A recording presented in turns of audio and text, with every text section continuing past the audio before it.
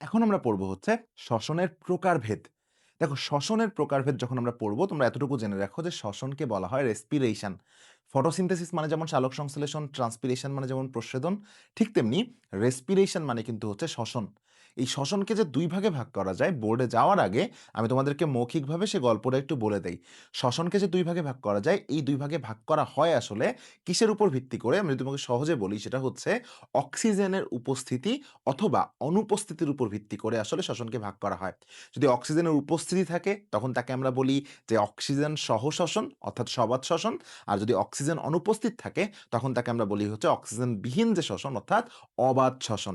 তো চলো আমরা শ্বসনের প্রকারভেদে কিন্তু চলে যাই। তাহলে খেয়াল করে দেখো যে শ্বসনের সময় অক্সিজেনের প্রয়োজনীয়তার উপর ভিত্তি করে শ্বসনকে কিন্তু আমরা দুই ভাগে ভাগ করতে পারি। কিভাবে ভাগ করতে পারি? তার মধ্যে প্রথমটার নাম দেখো, দেখতে পাচ্তেছো সবাত শ্বসন, এবং দ্বিতীয়টার নাম হচ্ছে অবাত শ্বসন। দেখো নাম দেখেই বোঝা যাচ্ছে সবাত শ্বসন যেটা, সবাত মানে বাতাস থাকবে অর্থাৎ অক্সিজেন থাকবে, আর অবাত মানে বাতাস লাগবে না অর্থাৎ অক্সিজেন লাগবে না। এখন চিন্তা করে দেখো তাহলে শ্বসনকে আমরা টোটাল কয় ভাগে ভাগ করছি? দুই ভাগে।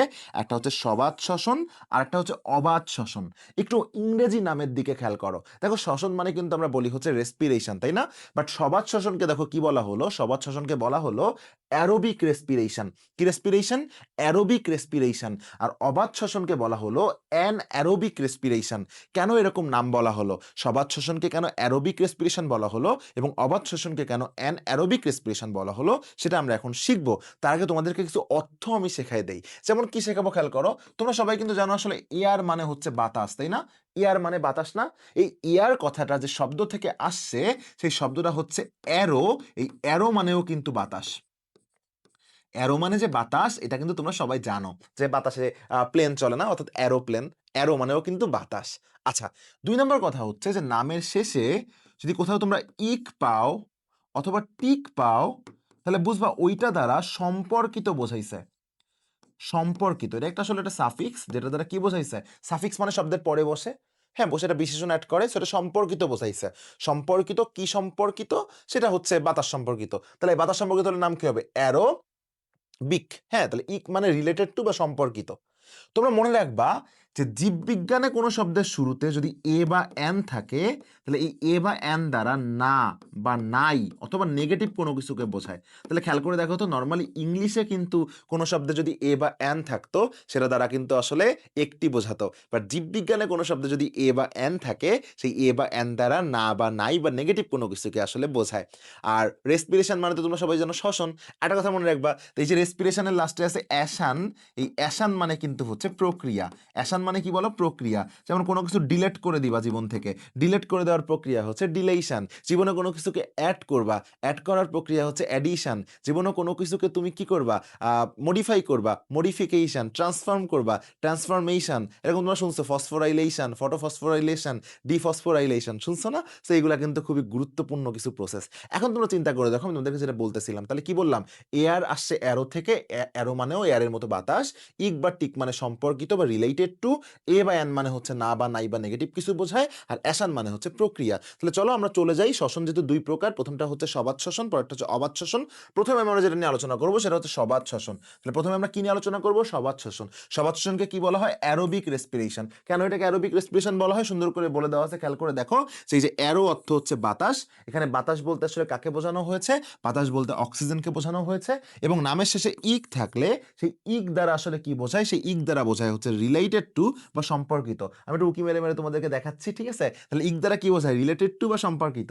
আর অ্যাসান মানে কি বোঝায়? অ্যাসান মানে প্রক্রিয়া বোঝায়। জীববিজ্ঞানে আরো একটা জিনিস দ্বারা প্রক্রিয়া বোঝায় সেটা হচ্ছে সিস। যেমন ধরো অ্যামাইটোসিস, মাইটোসিস, মিওসিস, এটা হচ্ছে কোষ বিভাজনের প্রক্রিয়া। ফটোসিনথেসিস সালোক সংশ্লেষণের প্রক্রিয়া। নিউক্লিয়াস বিভাজনের প্রক্রিয়াকে বলা হয় ক্যারিওকাইনেসিস। সাইটোপ্লাজমের বিভাজনের প্রক্রিয়াকে বলা হয় সাইটোকাইনেসিস। তোমরা গেলে কোষ বিভাজন অধ্যায় ডিটেইলস জানতে পারবা ইনশাআল্লাহ। আর রেসপিরেশন মানে আমরা সবাই জানি হচ্ছে শ্বসন প্রক্রিয়া।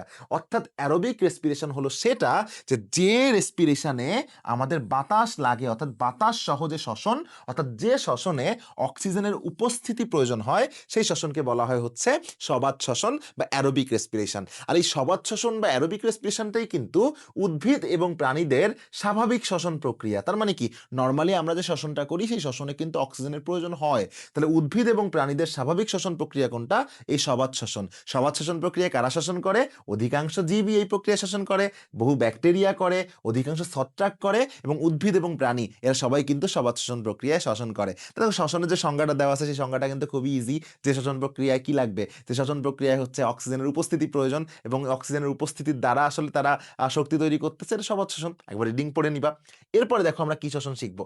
এরপরে আমরা যে শ্বসনটা শিখবো সেই শ্বসনটা হচ্ছে অবাত শ্বসন। কিন্তু তার আগে সবাত শ্বসনের রাসায়নিক বিক্রিয়া শিখতে হবে না? দেখো সবাত শ্বসনের রাসায়নিক বিক্রিয়া কি হয়? আমরা সবাই দেখছিলাম যে সালোক সংশ্লেষণে উদ্ভিদ গ্লুকোজ জাতীয় খাদ্য প্রস্তুত করে। আর গ্লুকোজ জাতীয় যে খাদ্য প্রস্তুত করে সেই গ্লুকোজের রাসায়নিক সংকেত ছিল হচ্ছে C6H12O6। তাহলে গ্লুকোজের রাসায়নিক সংকেত কি ছিল? গ্লুকোজের রাসায়নিক সংকেত ছিল C6H12O6। এই গ্লুকোজের সাথে এই বিক্রিয়া যেহেতু সবাত শ্বসন, তাহলে অক্সিজেনের দ্বারা শ্বসন। তাহলে এখানে অক্সিজেন বিক্রিয়া করবে গ্লুকোজের সাথে। তাহলে গ্লুকোজের সাথে যখন অক্সিজেন বিক্রিয়া করবে তখন বলতো কি হবে? গ্লুকোজটা খাদ্য না, ওর মধ্যে কি শক্তি আছে? স্থির শক্তি আছে না? ওই স্থির শক্তিটা কিসে পরিণত হবে? তাপ এবং গতিশক্তিতে রূপান্তরিত হবে না? এক্স্যাক্টলি দেখো তাই সেটাই হয়েছে। আর উপজাত হিসেবে সেখানে কার্বন ডাইঅক্সাইড তৈরি হয়েছে 6 অণু, পানি তৈরি হয়েছে 6 অণু, এবং মূল যেটা সেটা হচ্ছে শক্তি 686 কিলো ক্যালোরি পার মোল। 686 কিলো ক্যালোরি পার মোল শক্তি কিন্তু উৎপন্ন হয়েছে। তাহলে খেয়াল করে দেখো তো যে সবাত শ্বসনে এক অণু গ্লুকোজ বায়ুর অক্সিজেনের উপস্থিতিতে সম্পূর্ণভাবে জারিত হয়ে সর্বমোট 6 অণু কার্বন ডাইঅক্সাইড তৈরি করে, 6 অণু পানি তৈরি করে, এবং 38 অণু এটিপি তৈরি করে। তাহলে আমি আরেকবার একটু বলে ফেলি যে সবাত শ্বসনে এক অণু গ্লুকোজ 6 অণু অক্সিজেন দ্বারা সম্পূর্ণ জারিত হয়ে 6 অণু কার্বন ডাইঅক্সাইড, 6 অণু পানি এবং 38 অণু শক্তি, অর্থাৎ 686 কিলো ক্যালোরি পার মোল শক্তি কিন্তু উৎপন্ন করে টোটাল, যেটাকে আমরা যদি বলি। তাহলে এখন দেখো আমরা অবাত শ্বসনে যাওয়ার আগে আমরা মূলত সবাত শ্বসনটা শেষ করব, অর্থাৎ সবাত শ্বসনে যে ধাপগুলো রয়েছে, সবাত শ্বসনে সেই ধাপগুলো সম্পর্কে আমরা আলোচনা করব।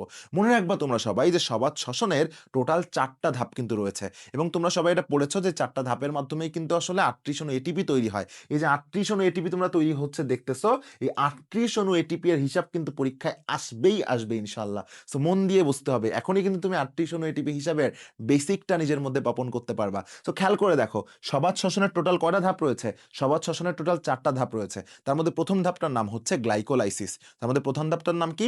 গ্লাইকোলাইসিস। সেকেন্ড যে ধাপ দেখো, এই যে প্রথম ধাপটার নাম হচ্ছে গ্লাইকোলাইসিস, তোমরা দেখতে পাচ্তেছো। সেকেন্ড যে ধাপটা সবাত শ্বসনে রয়েছে সেটি হচ্ছে অ্যাসিটাইল কোয়ে সৃষ্টি। তাহলে বলতো অ্যাসিটাইল কোয়ে সৃষ্টি ধাপে কি সৃষ্টি হবে? অবশ্যই অ্যাসিটাইল কোয়ে সৃষ্টি হবে। তৃতীয় ধাপটার নাম হচ্ছে ক্রেবস চক্র। কেন এরকম নাম হয়েছে ক্রেবস চক্র? কারণ এটা আবিষ্কার করছে স্যার হ্যান্স ক্রেবস। আচ্ছা, এরপরটা হচ্ছে ইলেকট্রন প্রবাহতন্ত্র। ইলেকট্রন প্রবাহতন্ত্রকে ইংলিশে বলে ইলেকট্রন ট্রান্সপোর্ট সিস্টেম। ধরো আমরা যে ট্রান্সপোর্ট ইউজ করে বিভিন্ন জায়গায় যাই, ইলেকট্রনও যে ট্রান্সপোর্টটা ইউজ করে সেটাই হচ্ছে ইলেকট্রন প্রবাহতন্ত্র বা ইলেকট্রন ট্রান্সপোর্ট সিস্টেম। তাহলে বলো সবাত শ্বসনের টোটাল কয়টা ধাপ রয়েছে? সবাত শ্বসনের টোটাল 4টা ধাপ রয়েছে। তার মধ্যে প্রথম ধাপটার নাম হচ্ছে গ্লাইকোলাইসিস, সেকেন্ড ধাপটার নাম হচ্ছে অ্যাসিটাইল কোয়ে সৃষ্টি, 3 নম্বর ধাপটার নাম হচ্ছে ক্রেবস চক্র, এবং সর্বশেষ এবং 4 নম্বর ধাপটার নাম হচ্ছে electron transport system or electron প্রবাহতন্ত্র। সো আমরা যেটা করব প্রত্যেকটাকে আলাদা আলাদাভাবে উদ্ধার করব, বোঝানোর চেষ্টা করব তোমাদের সামনে ইনশাল্লাহ। তাহলে বুঝতেই পারতেছো প্রথমে আমরা যেটা পড়বো, যে ধাপটা পড়বো সেই ধাপটার নাম হচ্ছে গ্লাইকোলাইসিস। সো আমরা এখন সবাত শ্বসনের 4টা ধাপ এ প্রবেশ করতেছি। প্রথম যে ধাপটা আমরা শিখবো সেটা হচ্ছে গ্লাইকোলাইসিস। গ্লাইকোলাইসিস যখন তুমি শিখবা তোমার মাথার মধ্যে একটা প্রশ্ন কিন্তু ঘুরপাক খাবে যে গ্লাইকোলাইসিস এই শব্দগুলোর আসলে মিনিং কি। মিনিংটা তোমাদের একটু শেখাই দেই। তোমাদেরকে একটু আগে আমি বললাম যে জীববিজ্ঞানে কোনো শব্দের শেষে যদি সিস পাও, এই সিস মানে হচ্ছে প্রক্রিয়া বা প্রসেস। তাহলে জীববিজ্ঞানে কোথাও সিস পাইলে মনে রাখবা সিস মানে হচ্ছে প্রসেস বা হচ্ছে প্রক্রিয়া। এখন তোমরা সবাই কিন্তু জানো এই পৃথিবীতে প্রক্রিয়া আসলে 2 ধরনের হয়। এই পৃথিবীতে প্রক্রিয়া আসলে 2 ধরনের হয়। একটা প্রক্রিয়া হয় হচ্ছে সৃষ্টি করার প্রক্রিয়া, একটা হয় হচ্ছে তোমার সৃষ্টি করার প্রক্রিয়া বা সৃষ্টি হওয়ার প্রক্রিয়া। আমরা লিখে দেই যে সৃষ্টি হওয়ার প্রক্রিয়া। আরেকটা প্রক্রিয়া হয় হচ্ছে তোমার ভেঙে ফেলার প্রক্রিয়া। কি করে ফেলার প্রক্রিয়া বলো? ভেঙে ফেলার প্রক্রিয়া। তাহলে একটা হচ্ছে সৃষ্টি হওয়ার প্রক্রিয়া, আর একটা হচ্ছে ভেঙে ফেলার প্রক্রিয়া। মনে রাখবা যে প্রক্রিয়াই হোক না কেন, প্রক্রিয়া বলছে মানেই, যে প্রক্রিয়াই হোক না কেন, প্রক্রিয়া বলছে মানেই কিন্তু সেখানে সিস থাকবে। আর এই ভেঙে ফেলার প্রক্রিয়াকে আমরা বলবো হচ্ছে লাইসিস। তাহলে বলো ভেঙে ফেলার প্রক্রিয়াকে আমরা কি বলবো? ভেঙে ফেলার প্রক্রিয়াকে আমরা বলবো লাইসিস। তাহলে ভেঙে ফেলার প্রক্রিয়াকে আমরা কি বলবো? ভেঙে ফেলার প্রক্রিয়াকে আমরা বলবো হচ্ছে লাইসিস। আর সৃষ্টি হওয়ার প্রক্রিয়াকে আমরা দুইটা জিনিস দ্বারা নরমালি প্রকাশ করব, একটা হচ্ছে জেনেসিস আর একটা হচ্ছে পোয়েসিস। একটা হচ্ছে জেনেসিস আর একটা কি বলো? পোয়েসিস। তাহলে খেয়াল করো তো, লাইসিস মানে ভেঙে যাওয়া না? তাহলে বলো তো গ্লাইকো মানে যদি গ্লুকোজ হয়, তাহলে গ্লুকোজ ভেঙে যাওয়ার প্রক্রিয়া কি? গ্লাইকোলাইসিস। হাইড্রো মানে যদি পানি হয়, পানি ভেঙে যাওয়ার প্রক্রিয়াকে কি বলবো? হাইড্রোলাইসিস। এক্স্যাক্টলি। আর জেনেসিস মানে তৈরি হওয়া, অনেক জায়গায় তোমরা শুনছো লিম্ফোসাইট তৈরি হওয়া, লিম্ফ বা লসিকা তৈরি হওয়া, লিম্ফোজেনেসিস, তাই না? এরকম অনেক জায়গায় তোমরা শিখবা এগুলা ইনশাল্লাহ। হ্যাঁ, কার্সিনোজেনেসিস তোমরা পড়ছো, অনেক জেনেসিস তোমরা পড়ছো আলটিমেটলি। তাহলে খেয়াল করে দেখো তো, গ্লাইকোলাইসিসকে যদি আমরা ভাঙি, তাহলে আমরা যেটা পাই গ্লাইকো প্লাস লাইসিস। গ্লাইকো রিপ্রেজেন্টস গ্লুকোজ আর লাইসিস মানে হচ্ছে ভেঙে যাওয়ার প্রক্রিয়া। অর্থাৎ গ্লাইকোলাইসিস হচ্ছে গ্লুকোজ ভেঙে যাওয়ার প্রক্রিয়া। দেখো পানির মতো সহজ, তোমরা যদি প্রত্যেকটা শব্দকে বুঝে বুঝে অর্থ অনুযায়ী পড়তে পারো, তোমার কাছে কোনো শব্দ কিন্তু কখনো ইনশাল্লাহ কঠিন লাগবে না। তখনই তোমার কাছে কঠিন লাগবে যখন তুমি ওটাকে আসলে মুখস্থ করার চেষ্টা করবা। তো চলো পরবর্তী পেজে আমরা চলে যাই। তাহলে একটা জিনিস তুমি চিন্তা করে দেখো যে গ্লুকোজ ভেঙে আসলে কি তৈরি হয়। আমি একটু আড়ালে চলে যাচ্ছি, আমার কথা শোনো আর দেখো। দেখো গ্লুকোজ যে ভেঙে যায়, আমরা দেখলাম যে গ্লাইকোলাইসিস মানে গ্লুকোজ ভেঙে যাওয়ার প্রক্রিয়া। গ্লুকোজ যে ভেঙে যায়, গ্লুকোজ ভেঙে কি তৈরি হয়? গ্লুকোজ ভেঙে একটা অ্যাসিড তৈরি হয়, যে অ্যাসিডটার নাম হচ্ছে পাইরুভিক অ্যাসিড। তাহলে মনে রাখবা, এই যে গ্লুকোজটা যে ভেঙে যায়, এই গ্লুকোজ ভেঙে যে অ্যাসিডটা তৈরি হয়, সেই অ্যাসিডটার নাম হচ্ছে পাইরুভিক অ্যাসিড। এবং এখানে একটা ইন্টারেস্টিং ফ্যাক্ট আছে, সেই ফ্যাক্টটা হইতাছে যে গ্লুকোজ ভেঙে যায় এক অণু, গ্লুকোজ ভেঙে যায় এক অণু, আর পাইরুভিক অ্যাসিড তৈরি হয় দুই অণু। সো বুঝতেই পারতেছো আমার পড়ানোর স্টাইল দেখে পরবর্তী প্রশ্ন তোমার সামনে আসতে চলেছে যে গ্লুকোজ ভেঙে যায় এক অণু কিন্তু পাইরুভিক অ্যাসিড কেন তৈরি হয় দুই অণু। প্রশ্নের সহজ সরল সোজা সাপটা উত্তর দিয়ে দেই। তোমরা সবাই জানো এই পৃথিবীর সবকিছুই আসলে কার্বনের খেলা এই জায়গাগুলোতে। সো মনে রাখবা সবাই যে এই যে গ্লুকোজটা আমরা পড়তেছি, এই গ্লুকোজটা হচ্ছে 6 কার্বন বিশিষ্ট। তাহলে বলো গ্লুকোজ কয় কার্বন বিশিষ্ট? গ্লুকোজ 6 কার্বন বিশিষ্ট। আর গ্লুকোজ ভেঙে যে অ্যাসিডটা তৈরি হলো, অর্থাৎ পাইরুভিক অ্যাসিড তৈরি হলো, সেই পাইরুভিক অ্যাসিড হচ্ছে 3 কার্বন বিশিষ্ট। তাহলে খেয়াল করে দেখো তো, একটা 6 কার্বন বিশিষ্ট কোনো কিছু যদি ভেঙে যায়, তাহলে সে যদি 3 কার্বন বিশিষ্ট কিছু তৈরি করে, অবশ্যই তাকে 2 অণু তৈরি করতে হবে কার্বন সংখ্যার সমতা করার জন্য। তাহলে খেয়াল করে দেখো তো, এই প্রশ্নটাই করছে যে কত অণু গ্লুকোজ ভাঙবে? 1 অণু। কত অণু পাইরুভিক অ্যাসিড তৈরি হবে? 2 অণু। তাহলে 1 অণু গ্লুকোজ ভেঙে গেল, কিন্তু 1 অণু না হয়ে কেন 2 অণু পাইরুভিক অ্যাসিড তৈরি হলো? তার কারণটা হচ্ছে পাইরুভিক অ্যাসিড 3 কার্বন বিশিষ্ট, গ্লুকোজ হচ্ছে 6 কার্বন বিশিষ্ট। তাই কার্বন সংখ্যা সমতার জন্যই 1 অণু গ্লুকোজ ভেঙে আসলে 2 অণু পাইরুভিক অ্যাসিড তৈরি হয়। তাহলে দেখো গ্লুকোজ হচ্ছে 6 কার্বন বিশিষ্ট এবং পাইরুভিক অ্যাসিড হচ্ছে 3 কার্বন বিশিষ্ট। এজন্য 1 অণু গ্লুকোজ ভেঙে 2 অণু পাইরুভিক অ্যাসিড কিন্তু আসলে তৈরি হতে হয়। জিনিস কিন্তু একদম 100% পানির মতো সোজা। পানিও কঠিন হতে পারে, বাট এই টপিক কিন্তু কঠিন না। এখন জিনিসটা দেখো, এই যে পাইরুভিক অ্যাসিডের সংকেত কি একটু মনে রাখার চেষ্টা করো সবাই। যে পাইরুভিক অ্যাসিডের যে সংকেত, পাইরুভিক অ্যাসিডের সংকেত হচ্ছে, এটা কয় কার্বন বিশিষ্ট? 3 কার্বন বিশিষ্ট। তাহলে C3, মনে রাখবা C3H4O3। ওকে, C3H4O3, C3H4O3, এটা পাইরুভিক অ্যাসিডের সংকেত। তাহলে পাইরুভিক অ্যাসিডের সংকেত কি? C3H4O3। ওকে, আর গ্লুকোজ তো সবাই জানো, C6H12O6, তাই না? এখন চিন্তা করে দেখো, আমরা যে গ্লাইকোলাইসিসটা পড়লাম, সেই গ্লাইকোলাইসিসে আসলে কি কি তৈরি হয় এটা মনে রাখবা কিভাবে? দেখো আমি তোমাদেরকে একদম সহজে এবং ইজি ভাবে শেখাই দিই। দেখো আমি যদি তোমাকে লিখি যে ধরো গ্লাইকোলাইসিস, গ্লাইকোলাইসিস, এই গ্লাইকোলাইসিসে আসলে কি কি তৈরি হয়, এই গ্লাইকোলাইসিসে আসলে কি কি তৈরি হয়, সবাই তোমরা মুখস্থ করো না যে glycolysis glycolysis glycolysis glycolysis glycolysis, দুই অণু দুই অণু দুই অণু, এই pyruvic acid pyruvic acid pyruvic acid, NADH2 NADH2 NADH, এভাবে মুখস্থ করো না। নেভার, কখনো এভাবে মুখস্থ করবো না। একটা টেকনিক মনে রাখবা, সেই টেকনিকটা কি? গ্লাইকোলাইসিসে প্যান তৈরি হয়। আজীবন তো অনেক প্যান প্যান করছো, আজকে একটু শিখে নাও যে প্যান দিয়েও কিছু মনে রাখা যায়। যে গ্লাইকোলাইসিস আসলে কি তৈরি হয়? গ্লাইকোলাইসিস আসলে প্যান তৈরি হয়। তাহলে প্যান তৈরি হয় মানে কি? পিতে হচ্ছে পাইরুভিক অ্যাসিড। তাহলে গ্লাইকোলাইসিসে 3টা জিনিস তৈরি হয়। তার মধ্যে প্রথমটা তোমরা জানো যে 1 অণু গ্লুকোজ ভেঙে 2 অণু পাইরুভিক অ্যাসিড তৈরি করে। তাহলে গ্লাইকোলাইসিসে প্যান তৈরি হয়, প্যানের পিতে কি? Pyruvic acid. এবার চিন্তা করো যে তৈরি হলো, আমরা জানি রাসায়নিক শক্তি সেটা কি? এতে এটিপি এবং এনতে হবে হচ্ছে NADH2। এনতে কি হবে বলো? NADH2, তাই না? নিকোটিনামাইড অ্যাডিনিন ডাইনিউক্লিওটাইড ফসফেট বা রিডিউসড H2 আছে মানে রিডিউসড হবে। ঠিক আছে, এখন চিন্তা করো তাহলে গ্লাইকোলাইসিসে কি তৈরি হয়? প্যান। পিতে কি অ্যাসিড? পাইরুভিক অ্যাসিড, এতে কি টিপি এটিপি, এনতে কি NADH2। তাহলে জিনিসগুলো কিন্তু একদমই কঠিন নয়, জিনিসগুলো কিন্তু খুবই সহজ। যে গ্লাইকোলাইসিসে তৈরি হয় হচ্ছে প্যান। এখন তুমি প্রশ্ন করতে পারো যে ভাই গ্লাইকোলাইসিসে প্যান তৈরি হয় কয় অণু করে তৈরি হয়? মনে রাখবা 2 2 2, এটা হচ্ছে নিট। নিট বোঝো? নিট মানে হচ্ছে খরচ খরচা বাদ দেওয়ার পরও যেটা থাকে। মনে রাখবা গ্লাইকোলাইসিসে টোটাল 4 অণু এটিপি তৈরি হয়। টোটাল এটিপি তৈরি হয় 4 অণু। তাহলে টোটাল এটিপি তৈরি হয় 4 অণু, হ্যাঁ? যার মধ্যে 2 অণু খরচ হয়ে যায়। যার মধ্যে 2 অণু খরচ হয়ে যায়।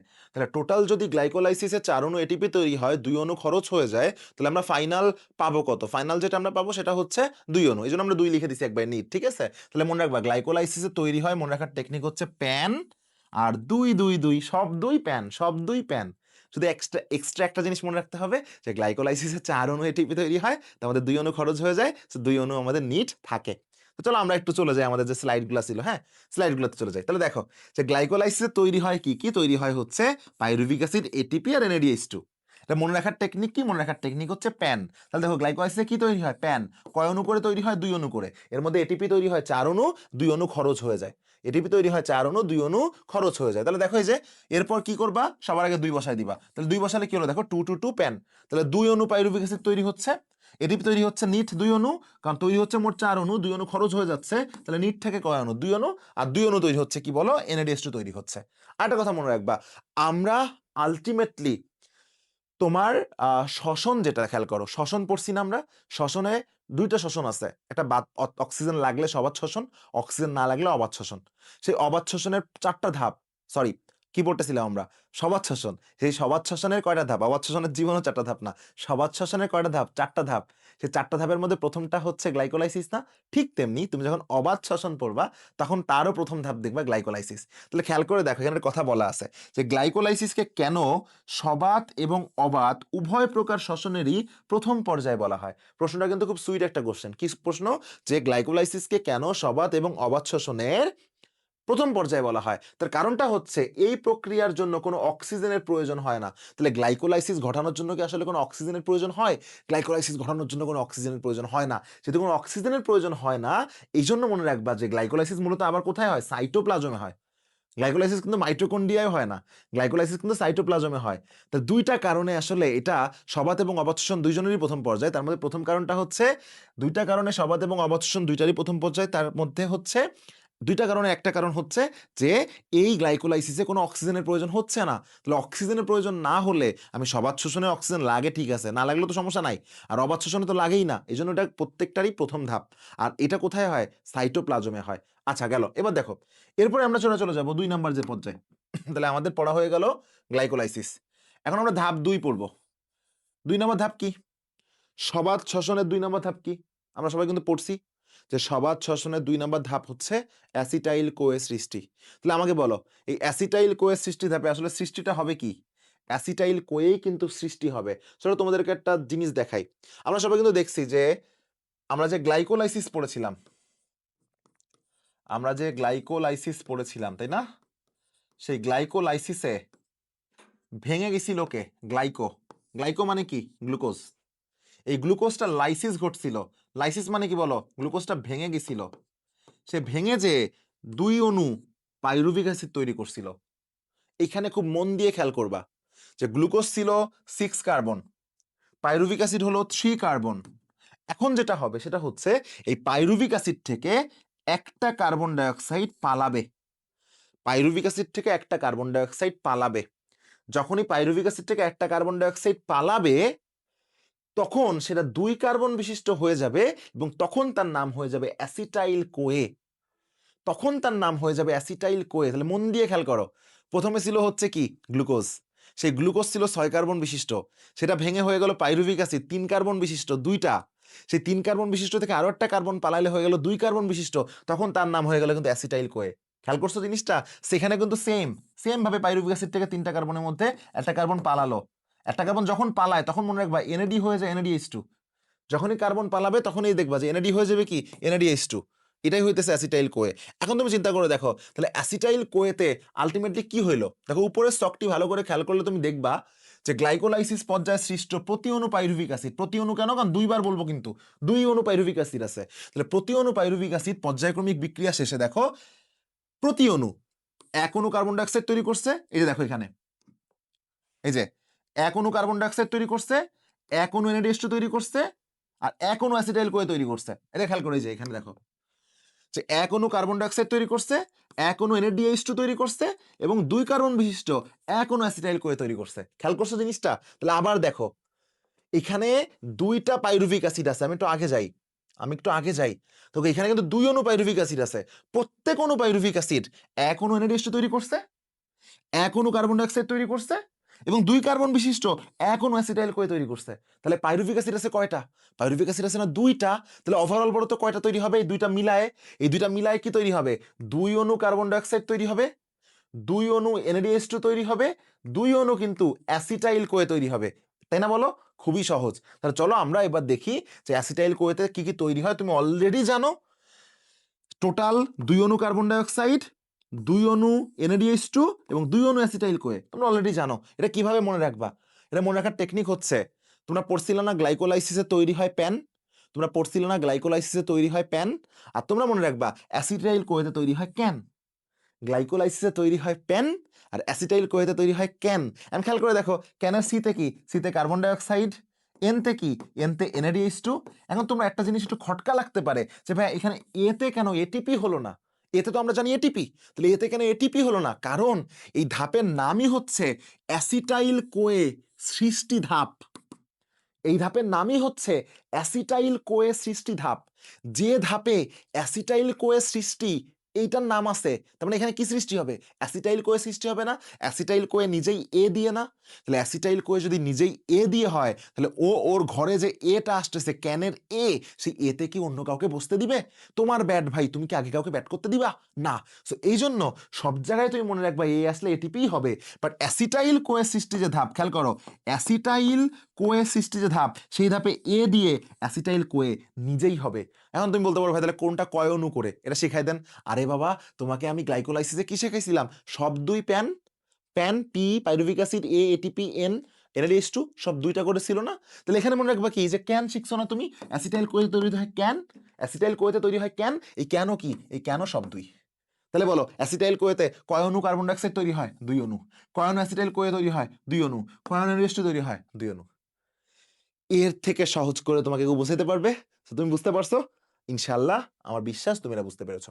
এখন দেখো তাহলে অ্যাসিটাইল কোয়েতে যে 2 অণু কার্বন ডাইঅক্সাইড, 2 অণু অ্যাসিটাইল কোয়ে, 2 অণু NADH2 এটা তৈরি হয়। ঠিক আছে? আর এটা আসলে কোথায় হয়? সুন্দর করে দেখো বলা আছে যে এই ধাপটি সাইটোপ্লাজমে ঘটে বলে একসময় মনে করা হতো। আমরা একটু আগে বললাম যে গ্লাইকোলাইসিস ঘটে সাইটোপ্লাজমে।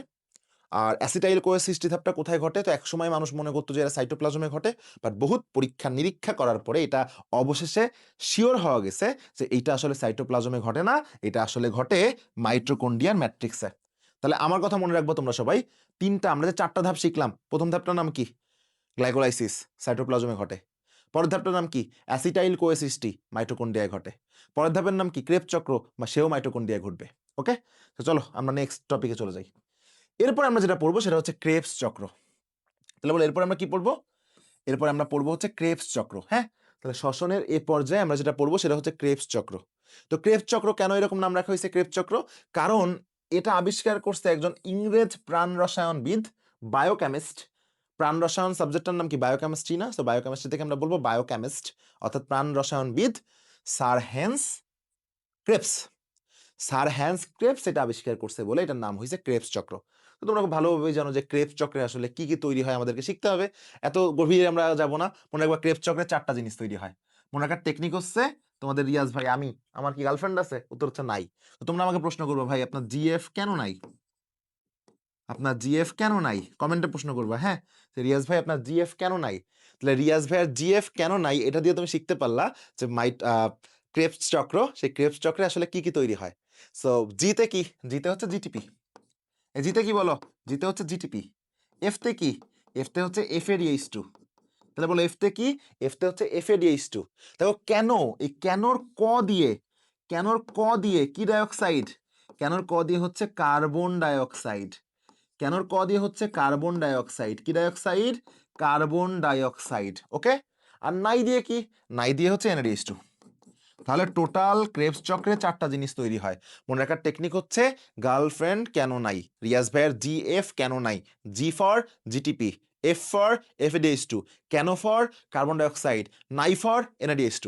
তাহলে দেখো গ্লাইকোলাইসিসে শিখছিলাম প্যান, অ্যাসিটাইল কোতে শিখছি ক্যান, ক্রেবস চক্রে শিখলাম GF কেন নাই। তুমি বলতে পারো ভাইয়া মনে আছে আপনার যে আপনি বলছিলেন গ্লাইকোলাইসিসে প্যান সব দুই অণু করে, অ্যাসিটাইল কোয়েতে ক্যান সব দুই অণু করে। তাহলে এইটা কি? এটা দুইটা ভাগ, এটা প্রথম দুইটা 2 4 ছক্কা, তাহলে সব 2 4 ছক্কা, লাস্টে 4 ছক্কা মারবা। তাহলে রিয়াজ ভাইয়ের গার্লফ্রেন্ড কেন নাই? কারণ রিয়াজ ভাইয়া 4 ছক্কা মারতে পারে নাই। তাহলে কেন নাই? কেন নাইতে 4 ছক্কা মারতে হবে। যে কেন নাইতে 4 ছক্কা মারতে পারবে তারই GF থাকবে। তাহলে মনে রাখবো আমরা, মনে রাখার টেকনিক, ক্রেবস চক্রে 4টা জিনিস তৈরি হয়। এই 4টা জিনিস তৈরি মনে রাখার টেকনিক হচ্ছে GF কেন নাই, জিতে হচ্ছে GTP, এফতে FADH2, কেনতে কার্বন ডাইঅক্সাইড, নাইতে NaDH2, এবং মনে রাখার টেকনিক 2 2 4 ছক্কা। তার মানে GF অর্থাৎ GTP আর FADH2 তৈরি হয় 2 অণু করে, কেন তৈরি হয় কার্বন ডাইঅক্সাইড 4 অণু, এবং ছক্কা অর্থাৎ NaDH2 তৈরি হয় 6 অণু। ওকে, সো এটা হচ্ছে ফ্যাক্ট। তাহলে এখন দেখো মোটামুটি ভাবে আমরা দেখলাম যে 2 2 4 ছক্কা, তার মানে কি GF 2 2 কেন নাই 4 ছক্কা। ওকে, তাহলে দেখো টোটাল কি তৈরি হয়, যে GF কেন নাই 2 2 4 ছক্কা, GF কেন নাই 2 2 4 ছক্কা, GF কেন নাই 2 2 4 ছক্কা। এখন আমরা সবাত শোষণের লাস্ট ধাপ পড়বো। দেখো সবাত শোষণের লাস্ট ধাপ হচ্ছে ইলেকট্রন প্রবাহতন্ত্র, বা যেটাকে আমরা বলি ইলেকট্রন ট্রান্সপোর্ট সিস্টেম। তোমাদের এসএসসি জীববিজ্ঞান বইয়ে ইলেকট্রন ট্রান্সপোর্ট সিস্টেম সম্পর্কে খুব ডিটেলস আলোচনা করা আছে, তা কিন্তু নয়। সো একটু রিডিং পড়ে নিবা, রিডিং পড়বা দেখবা কি হবে, যে উপরের 3টি ধাপে আমরা দেখছি উৎপন্ন হয় কি কি তৈরি হয়, NaDH2 উৎপন্ন হয়, FADH2 উৎপন্ন হয়। এই যে NaDH2 আর FADH2 উৎপন্ন হয়, তাহলে খেয়াল করো উপরোক্ত 3টা ধাপে উৎপন্ন NaDH2 এবং FADH2 এই ধাপে এসে জারিত হয়। মন দিয়ে বোঝো, উপরোক্ত 3টা ধাপে উৎপন্ন FADH2 এবং NaDH2 এই ইলেকট্রন ট্রান্সপোর্ট সিস্টেমে অর্থাৎ ইলেকট্রন প্রবাহ তন্ত্রে এসে জারিত হয়। জারিত হলে কি তৈরি হবে? দেখো জারিত হলে এটিপি তৈরি হবে, পানি তৈরি হবে, প্রোটন তৈরি হবে, এবং উচ্চ শক্তির ইলেকট্রন তৈরি হবে। এবং এই ইলেকট্রনগুলো, এই উচ্চ শক্তির ইলেকট্রনগুলো যখনই ইলেকট্রন ট্রান্সপোর্ট সিস্টেমের মধ্যে দিয়ে যাবে, তখন সে যে শক্তিটা প্রদান করবে, এই শক্তিটাই কিন্তু এটিপি তৈরিতে ব্যবহার হবে। কি বুঝছো? মাথার উপর দিয়ে গেল? আমি একটা সহজ করে দেই। আমরা কিন্তু সবাই জানি যে আমরা এখন শ্বসন পড়তেছি, এবং শ্বসনের মধ্যে সবাত শোষণ পড়তেছি। সবাত শোষণে কি হয়? সবাত শোষণে শক্তি তৈরি হয় না। ওই শক্তি তৈরি হয় মানে কি এটিপি তৈরি হয় না। আর ওই এটিপি তৈরি হতে গেলে কি লাগে? ইলেকট্রন লাগে। ওই ইলেকট্রন কোত্থেকে তৈরি হয়েছে? ইলেকট্রন প্রবাহ তন্ত্রের মধ্য দিয়ে যখন, আচ্ছা আরেকটা সহজ করে বলি, ধরো আমাদের উপরে যে 3টা ধাপ, 3টা ধাপ মানে কোনটা কোনটা? গ্লাইকোলাইসিস, অ্যাসিটাইল কোএসিস, ক্রেবস চক্র। ওই 3টা ধাপে বহুবার তোমরা দেখছো না NaDH2 তৈরি হয়েছে, FADH2 তৈরি হয়েছে। ওই NaDH2 আর FADH2 যখন তৈরি হবে, ওইটা এসে ইলেকট্রন প্রবাহতন্ত্রে এই ধাপে এসে জারিত হবে।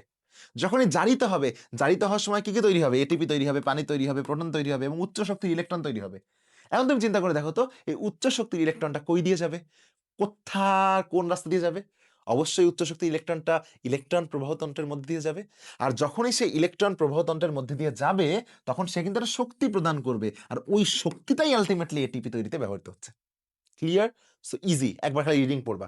তাহলে জেনে রাখা ভালো, সবাত শোষণে 1 অণু গ্লুকোজ সম্পূর্ণরূপে জারিত হয়ে কিন্তু টোটাল, এটা আমরা প্রথমেই পড়ছিলাম, 6 অণু কার্বন ডাইঅক্সাইড, 6 অণু পানি এবং 38 অণু এটিপি তৈরি করে। এটা আমরা কোথায় পড়ছিলাম? চলো একটু বিক্রিয়া দেখাই দিই। এটা কিন্তু আমরা প্রথমেই পড়ছিলাম যে সবাত শোষণে এই যে বিক্রিয়া কই, বিক্রিয়া কই, বিক্রিয়া কই, বিক্রিয়া কই, বিক্রিয়া কোথায়, বিক্রিয়া কোথায়?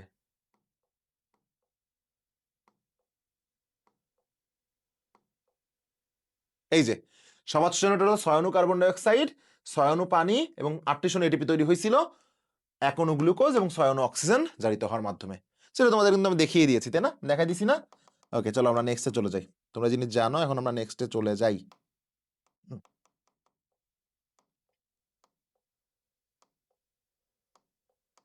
সব পড়ে ফেলছি না? সো এই যে তাহলে একবারে তোমরা একটু খেয়াল করো, আমরা 38 অণু এটিপি হিসাবে এখনই যাব না, এখানে খেয়াল করো। তো দেখো তোমরা এখানে খুব সুন্দর প্রথমে গ্লুকোজ ছিল, এই গ্লুকোজ ভেঙে যে পাইরুভিক অ্যাসিড হয়েছিল, এই গ্লুকোজ ভেঙে যে পাইরুভিক অ্যাসিড হয়েছে, এই ধাপটার নামই হচ্ছে ছিল আমাদের কি, গ্লাইকোলাইসিস। এরপরে পাইরুভিক অ্যাসিড থেকে একটা করে কার্বন ডাইঅক্সাইড বেরোয় গেল, দেখো একটা করে কার্বন ডাইঅক্সাইড বেরোয় গেল, কার্বন ডাইঅক্সাইড বের হয়ে গেলে 3 কার্বন বিশিষ্ট পাইরুভিক অ্যাসিড হয়ে গেল 2 কার্বন বিশিষ্ট অ্যাসিটাইল কোয়ে। তাহলে এই ধাপে আমার কি সৃষ্টি হয়ে গেল, দেখো এই ধাপে আমার সৃষ্টি হয়ে গেল অ্যাসিটাইল কোয়ে সৃষ্টি। ওকে, এবার প্রত্যেকটা অ্যাসিটাইল কোয়ে থেকে এটা চলে গেল কোথায়, ক্রেবস চক্র হয়ে গেল। অ্যাসিটাইল কোয়ে থেকে কি হলো, ক্রেবস চক্র হয়ে গেল।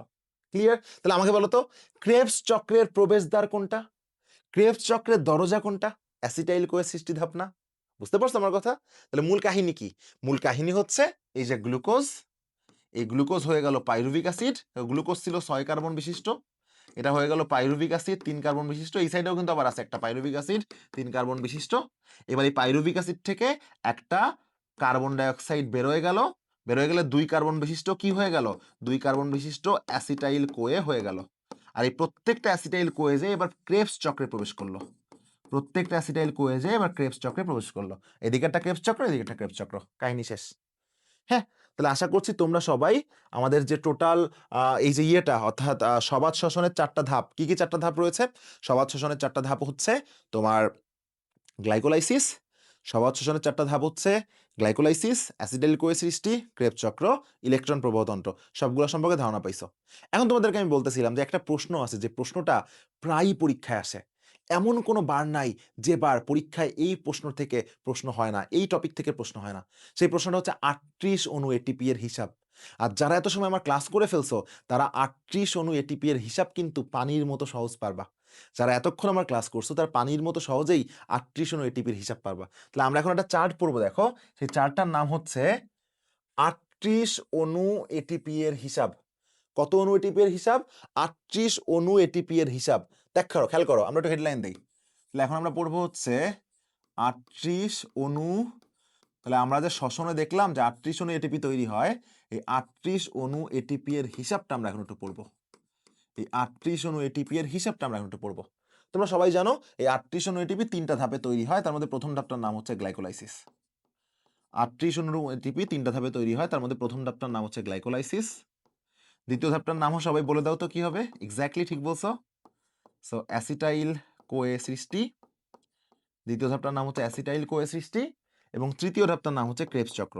কে না জানে, একটু পরেই তোমরা শিখছো, একটু আগেই শিখছো, তোমরা আমার স্টুডেন্ট তাই না? আচ্ছা, তাহলে টোটাল 38 অণু এটিপি তৈরি হয় টোটাল 3টা ধাপে, প্রথমটা গ্লাইকোলাইসিস, পরেরটা অ্যাসিটাইল কোয়ে সৃষ্টি, পরেরটা হচ্ছে ক্রেবস চক্র। তাহলে গ্লাইকোলাইসিসে কি তৈরি হয়, প্যান তৈরি হয়। এই গ্লাইকোলাইসিসে কি তৈরি হয়, প্যান তৈরি হয়। অ্যাসিটাইল কোয়ে সৃষ্টি ধাপে কি তৈরি হয়, ক্যান তৈরি হয়। আর ক্রেবস চক্রে কি তৈরি হয়, ক্রেবস চক্রে তৈরি হয় জিএফ ক্যানোনাই। ক্রেবস চক্রে কি তৈরি হয়, জিএফ ক্যানোনাই। তোমরা সবাই জানো না এটা? এখন তোমরা মনে রাখবা এই 3টা ধাপে যা যা তৈরি হয় এই সবগুলোর মধ্যে আমরা এটিপি পাবো কার কার কাছ থেকে, আমরা এটিপি পাবো এটিপির থেকে, আমরা এটিপি পাবো এটিপির থেকে। এটিপি থেকে পাবো মানে কি, ধরো এটিপি হচ্ছে টাকা, আমি যদি তোমাকে বলি তোমার কাছে 10 টাকা আছে, মানে কয় টাকা আছে, 10 টাকাই আছে। তাহলে তোমার কাছে 10টা এটিপি আছে, তাহলে কয় টাকা এটিপি আছে, 10টা এটিপি আছে না? আচ্ছা, আর এই বাদে আমরা এটিপি পাবো 3টা জিনিস থেকে, মনে রাখবা জিএফ নাই। তাহলে এটিপি ছাড়াও আমরা এটিপি পাবো 3টা জিনিস থেকে, সেটা হচ্ছে জিএফ নাই। তোমরা কথা মনে করবা, সেই জিনিসটা হচ্ছে ধরো এই এটিপিকে আমরা কি বলি, এই এটিপিকে কিন্তু আমরা বলি হচ্ছে বায়োলজিক্যাল কয়েন। এই এটিপিকে আমরা বলি হচ্ছে বায়োলজিক্যাল কয়েন। বায়োলজিক্যাল কয়েন মানে কি মুদ্রা, জৈব মুদ্রা। তাহলে এই যে এটিপিকে আমরা বায়োলজিক্যাল কয়েন বা জৈব মুদ্রা বলি, তাহলে আমরা ধরে নাও এটিপিকে আমরা টাকার সাথে তুলনা করি। টাকা ছাড়া যেমন তুমি কিচ্ছু করতে পারবা না, এটিপি ছাড়াও তুমি কিচ্ছু করতে পারবা না। তো টাকা হলে বিদেশি টাকা থাকে না, ডলার রিয়াল কি আর থাকে না, ওইগুলা পাইলে আমরা ব্যবহার করতে গেলে টাকায় পরিণত করতে হয় না। ওইরকম বিদেশি টাকাগুলো হচ্ছে কি কি, জিটিপি, এফএডিএস2, এনএডিএস2। তাহলে আমি কোনটা থেকে কয়টা এটিপি পাবো, আমি একটা জিটিপি থেকে কয়টা এটিপি পাবো, একটা এফএডিএস2 থেকে কয়টা এটিপি পাবো, একটা এনএডিএস2 থেকে কয়টা এটিপি পাবো, কিভাবে মনে রাখবো, খুবই সহজ। জিএফ নাই, মনে রাখবা রিয়াজ ভাইয়ের কি নাই, জিএফ নাই। তাহলে খেয়াল করে দেখো, জি আছে 1 নম্বরে, এফ আছে 2 নম্বরে, নাই আছে 3 নম্বরে। তাহলে একটা জিটিপি থেকে আমি কয়টা এটিপি পাই, একটা এটিপি পাই। একটা এফএডিএস2 থেকে কয়টা পাই, 2টা। একটা এনএডিএস2 থেকে কয়টা পাই, 3টা। তাহলে দেখো জি এফ নাই, তাহলে একটা জি ফর জিটিপি থেকে একটা, এফ 2 নম্বরে আছে তাহলে এফএডিএস2 থেকে 2টা, এন 3 নম্বরে আছে তাহলে এনএডিএস2 থেকে 3টা, আমরা এটিপি পাবো। ঠিক আছে, তাহলে বলো একটা এনএডিএস2 থেকে কয়টা এটিপি পাওয়া যায়, 3টা। একটা FADH2 থেকে কয়টা ATP পাওয়া যায়? 2টা। একটা GTP থেকে কয়টা ATP পাওয়া যায়? 1টা। এই বাদে আমরা এই চার্টে যা পাবো, যেমন আমরা পাইরুভিক অ্যাসিড পাবো, পাইরুভিক অ্যাসিড থেকে কোনো ATP পাওয়া যাবে না। আমরা ধরো অ্যাসিটাইল কোয়ে পাবো, অ্যাসিটাইল কোয়ে থেকে কোনো ATP পাওয়া যাবে না, তাহলে অ্যাসিটাইল কোয়ে থেকে কোনো ATP পাওয়া যাবে না। আমরা যে কার্বন ডাইঅক্সাইড পাবো, এই কার্বন ডাইঅক্সাইড থেকে কোনো ATP পাওয়া যাবে না, তাহলে ATP পাবো আমরা টোটাল 4টা জিনিস থেকে। এটিপির নিজের থেকে, এটিপির নিজের থেকে, জি থেকে, এফ থেকে, এন থেকে। তাহলে এটিপির নিজের থেকে আর জিএফ নাই থেকে। জিএফ নাই থেকে আমরা কিভাবে ভাঙাবো? জি 1, এফ 2, এন 3। আচ্ছা, তাহলে বলতো এইখানে এই যে এখানে যে এটা, এই এতে কি? এই এতে কিন্তু অ্যাসিটাইল কোয়ে নিজেই। তাহলে চলো হিসাব করি।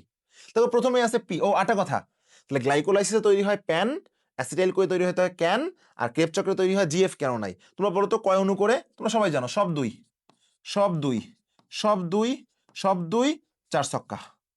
তাহলে সব 2 অণু করে তৈরি হয়, লাস্টে 4 ছক্কা। এটা একটু আগে তোমাদেরকে পড়িয়ে আসছি না আমি? অবশ্যই পড়ে আসছি। তাহলে দেখো প্রথমে আছে পাইরুভিক অ্যাসিড। তাহলে দেখো পাইরুভিক অ্যাসিড থেকে কি এটিপি হবে? উত্তর হচ্ছে ক্রস দিছি, মানে না। তাহলে আগের থেকে 0 দিয়ে দাও। 2 অণু এটিপি, মানে 2 টাকা সমান কয় টাকা? 2 টাকা। 2 গুণ এন এর মান তোমরা একটু আগেই শিখছো 3। তাহলে 3 দুগুণই কত? 6। তাহলে বলো তো গ্লাইকোলাইসিসে টোটাল 6 আর 2 কত অণু এটিপি তৈরি হয়? 8 অণু এটিপি তৈরি হয়। তাহলে গ্লাইকোলাইসিসে টোটাল কয় অণু এটিপি তৈরি হয়? 8 অণু এটিপি। চলো হিসাব করি এবার অ্যাসিটাইল কোয়েতে। প্রথমে কি আছে? কার্বন ডাইঅক্সাইড আছে না? আমরা কি শিখছি? কার্বন ডাইঅক্সাইড থেকে কোনো এটিপি পাবো না, তাহলে আগের থেকে কি দিয়ে দিবা? 0। পরের এতে কিন্তু এটিপি না, পরের এতে কিন্তু অ্যাসিটাইল কোয়ে। অ্যাসিটাইল কোয়ে থেকে কোনো এটিপি পাবো? উত্তর হচ্ছে পাবো না, তাহলে কি দিয়ে দিবা? 0। এনএডএইচ2 থেকে তুমি এটিপি পাবা, তাহলে 3। তাহলে 2 গুণ 3 সমান কত? 6। তাহলে বলো অ্যাসিটাইল কোয়ে থেকে টোটাল কত অণু এটিপি হয়? 6 অণু এটিপি হয়। এবার চলো ক্রেবস চক্র হিসাব করি। একটু আগে তোমরা বললা জি এর মান 1, তাহলে 2 অক্ষে কত? 2। আমরা জানি এফ এর মান 2, তাহলে 2 2 কত? 4। আমরা জানি কেনতে কার্বন ডাইঅক্সাইড, কার্বন ডাইঅক্সাইড থেকে কত? 0। 6 গুণ এর মান 3, 3 6 কত? 18, 18 হচ্ছে আর 22 আর 2 কত? 24। তাহলে 24 আর 6 30 আর 8 কত? 38। তাহলে টোটাল আমরা কত এটি অণু এটিপি পেয়ে গেলাম? 38 অণু এটিপি পেয়ে গেলাম। তাহলে সবাই যেখানে মুখস্থ করবে 38 অণু এটিপির হিসাব, মুখস্থ করার পরে তারা, তোমরা কেউ পারবে না তারা, তোমরা সেখানে যা চোখ বন্ধ করে একবার বলবা গ্লাইকোলাইসিস অ্যাসিটাইল কোয়ে ক্রেবস চক্র, গ্লাইকোলাইসিস অ্যাসিটাইল কোয়ে ক্রেবস চক্র, গ্লাইকোলাইসিসে প্যান, অ্যাসিটাইল কোয়েতে ক্যান, ক্রেবস চক্রে জিএফ ক্যান নাই। তাহলে গ্লাইকোলাইসিস অ্যাসিটাইল কোয়ে ক্রেবস চক্র, প্যান ক্যান জিএফ ক্যান নাই, সব 2 4 ছক্কা। হিসাব করে তোমরা টোটাল 38 বানাই দিতে পারবা, আমার দৃঢ় বিশ্বাস। একটা কথা মনে রাখবা, কি মনে রাখবা? তোমরা এটা মনে রাখবা যে এই যে 38 অণু এটিপি তৈরি হইছে, এর মধ্যে আমরা কিন্তু সবগুলা থেকে এটিপি পাবো না। আমরা এটিপি থেকে এটিপি পাবো, জিটিপি থেকে এটিপি পাবো, FADH2 থেকে পাবো, NADH2 থেকে পাবো। অর্থাৎ পাইরুভিক অ্যাসিড থেকে কোনো এটিপি পাবো না, অ্যাসিটাইল কোয়ে সৃষ্টি থেকে কোনো এটিপি পাবো না, অ্যাসিটাইল কোয়ে সৃষ্টি থেকে না, সরি, অ্যাসিটাইল কোয়ে থেকে কোনো এটিপি পাবো না, আর কার্বন ডাইঅক্সাইড থেকে কোনো এটিপি আমরা পাবো না। তাহলে আশা করছি যদি পরীক্ষায় তোমাদেরকে 38 অণু এটিপির হিসাব এই চারটা আসে, 38 অণু এটিপির হিসাব চারটা আসে, তোমরা পারবা। তাহলে দেখো তো টোটাল এই যে গ্লাইকোলাইসিস, এই গ্লাইকোলাইসিসে কি তৈরি হয়? দেখো প্যান, প্যান সব 2। খেয়াল করছো? তাহলে মনে রাখবা এটিপি তৈরি হয়েছিল গ্লাইকোলাইসিসে 4 অণু, 2 অণু খরচ হয়ে গেছিল। এবার দেখো অ্যাসিটাইল কোয়ে কি তৈরি হয়? ক্যান। এবার দেখো সব 2। ক্রেবস চক্রে কি তৈরি হয়? জি এফ কেন নাই, সব 2। তাহলে হিসাব দেখছো? এই যে 38 অণু এটিপি টোটাল, এখানে 24, 6, এখানে 8। সবাই স্ক্রিনশট দিয়ে রাখতে পারো, আমি সরে যাচ্ছি, এদের এই স্ক্রিনশট দিয়ে নাও। টোটাল এই চারটা তোমরা কিন্তু ভালো করে ইনশাল্লাহ বুঝতে পারবা। ওকে, তাহলে আমরা 38 অণু এটিপির হিসাব কিন্তু আমরা পড়ে ফেললাম। এখানে আবার কিছু জিনিস দেওয়া আছে, সেটা কি? সেটা দেওয়া আছে হচ্ছে 1 অণু NADH2 সমান 3 অণু এটিপি, 1 অণু FADH2 সমান 2 অণু, জিটিপি সমান 1 অণু। মনে রাখার টেকনিক কি? দেখো জিএফ নাই, সো একটা জিটিপি থেকে একটা, FADH2 থেকে 2টা, NADH2 থেকে 3টা। সুন্দর করে পড়িয়ে দিয়েছি না এই জিনিসগুলা? সুন্দর করে এই জিনিসগুলো তোমাদেরকে পড়াই দিছি না? তাহলে আমাদের সবাত শোষণের যে ক্লাস সুন্দরভাবে তোমাদেরকে আমি ইনশাল্লাহ বোঝাইতে পারলাম। এরপরে যদি তোমরা কোনো টপিক না বোঝো কমেন্ট সেকশনে কিন্তু অবশ্যই জানাবা। সো এরপরে আমরা পড়বো হচ্ছে ইনশাল্লাহ অবাত শ্বসন। সবাত শ্বসনের পর এখন আমরা যে শ্বসনটা পড়বো সেটা হচ্ছে অবাত শ্বসন। তোমরা সবাত শ্বসনে শিখছিলা, সবাত শ্বসনকে বলা হয় অ্যারোবিক রেসপিরেশন। আমি একটু লিখে দিই, তোমরা শিখছিলা যে সবাত শ্বসন, তাই না?